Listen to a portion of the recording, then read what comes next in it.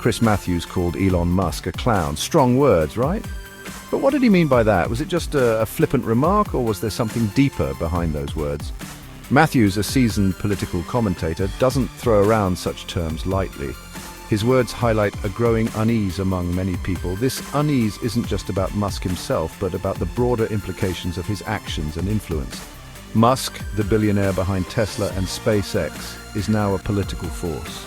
His ventures have revolutionized industries, but now he's stepping into the political arena. He tweets, he influences policy, he even weighs in on government funding.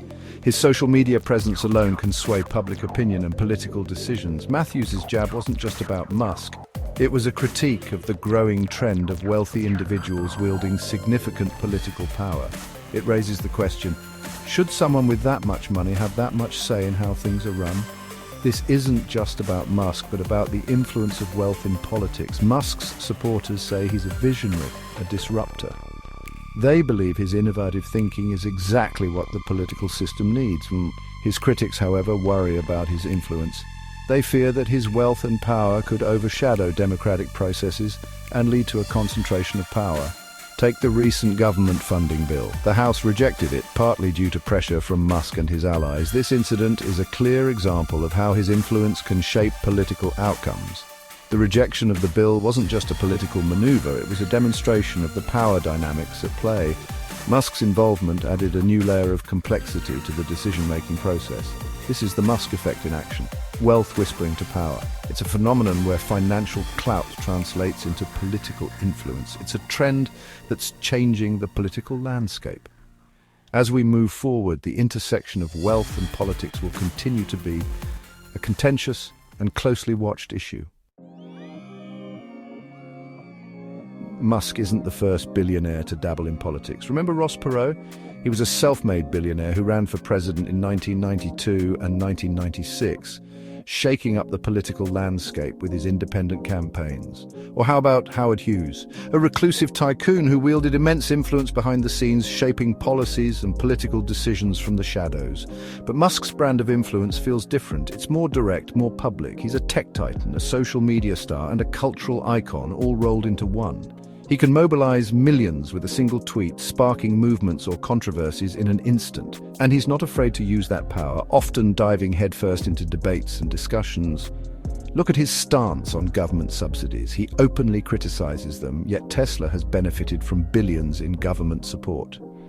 This apparent hypocrisy doesn't seem to bother his fans. They admire his audacity and vision. His followers see him as a maverick, a straight-talker who challenges the status quo. They believe in his mission to revolutionize industries and push humanity forward.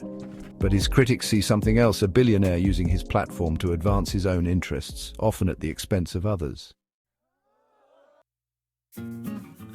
Musk is part of a larger trend. Billionaires are increasingly flexing their political muscles. Mark Zuckerberg, Jeff Bezos, the Koch brothers, they're all shaping the political conversation. Is this the new normal? Are we entering an era where money equals political power? It's a worrying thought. Democracy relies on a level playing field. But when billionaires can bankroll campaigns, lobby for favorable policies, and control media narratives, that field starts to tilt. And not in a good way. So, what's the takeaway from all this? What are the implications of these actions and decisions on our society and our future? Elon Musk's political maneuvering, whether you agree with it or not, raises some serious questions. It forces us to think about the intersection of business and politics, about the role of wealth in a democracy. How much influence should money have in shaping our policies and leaders? About the influence of social media.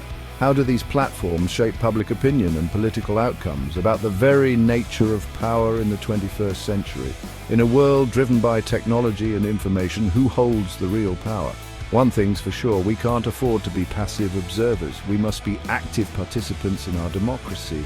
We need to pay attention to how these billionaires are shaping our world. Their decisions impact us all. We need to hold them accountable. It's our responsibility to ensure they act in the public's best interest, because if we don't, we risk losing something far more valuable than money, our democracy itself. The stakes have never been higher.